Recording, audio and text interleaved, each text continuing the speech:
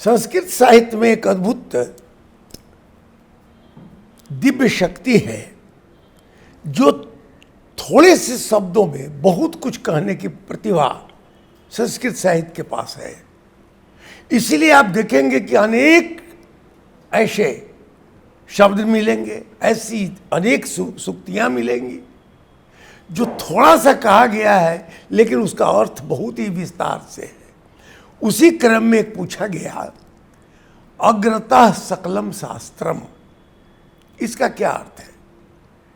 लो सामान्य रूप से देखेंगे तो यही लगेगा कि हमारे सामने सभी शास्त्रों का आधारभूत संरचना होनी चाहिए।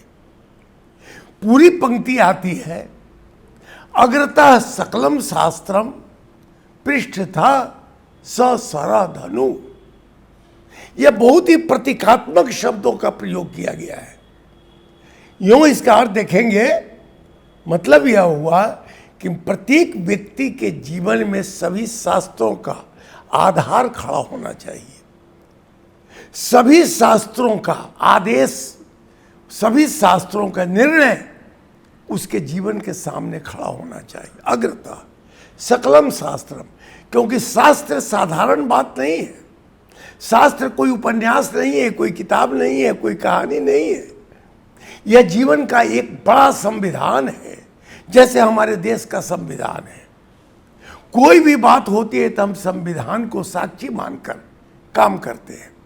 उसी प्रकार आध्यात्मिक दृष्टि से शास्त्र हमारा संविधान है जीवन जीने का।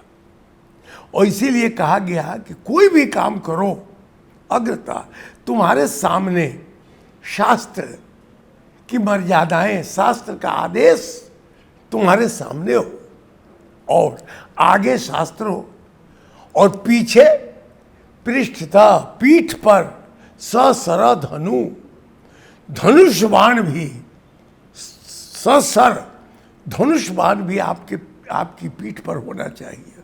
मतलब आप दोनों विद्या में निपुण हों। शास्त्र भी आपका मार्ग निर्देश करे, शास्त्र का भी आमंत्रण आपको मिलता रहे, शास्त्र के आदेश के अंतर्गत आप बढ़ते रहिए, और जब कभी भी उस आदेश का कोई व्यतिक्रम हो, कोई विघ्न हो, कोई बाधा हो, तो पृष्ठतः ससर धनु, तो धनुष भी निकाल लेना चाहिए। तभी शास्त्र की मर्यादा की रक्षा हो सकती है। भगवान श्री राम ने क्या किया? नीति की बात कही। पूरा के पूरा रामचरितमानस नीति का महाकाव्य है। लेकिन आवश्यकता पड़ने पर रावण से जब युद्ध हुआ, उसके पहले उन्होंने शास्त्र की बात कही। बताया गया कि दूसरे की स्त्री का स्पर्श पाप है, तुमने पाप किया है, लेकिन उसने नहीं माना। बहुत समझाया, अंगद गया, बहुत समझाया, नहीं सुना। तब ससरा धनु, तब उन्होंने धनुष उठा लिया। सठे साठ्यम समाचरित। समुद्र को भी बहुत समझाते हैं। प्रभु श्री राम 3 दिन तक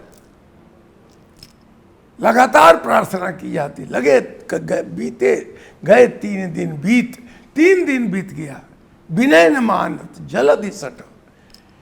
यह जो 60 लोग होते हैं वो विनय नहीं मानते, अभ्यर्थना नहीं मानते।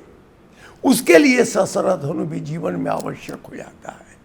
क्योंकि जब कभी भी आपके जीवन पर कोई खतरा हो तो प्रतिकार करने के लिए आपको धनुष उठाना पाप नहीं है। अतताइयों को नष्ट करना, आज भी हमारे यहाँ या समाज में ऐसी परंपरा चल रही है। तो इसीलिए प्रत्येक छात्र को, प्रत्येक व्यक्ति को यह चाहिए कि शास्त्र की मर्यादा के अनुरूप आचरण करते हुए अपने जीवन को आगे बढ़ावे, शास्त्र का आदेश लेकर। क्योंकि देश चलता है संविधान से, जीवन चलता है शास्त्र से। हम शास्त्र को सामने लेके शास्त्र के नीति का आदेश माने, शास्त्र के आदेश को माने, तो हमारे जीवन में कभी भी अशुभ परिणाम नहीं।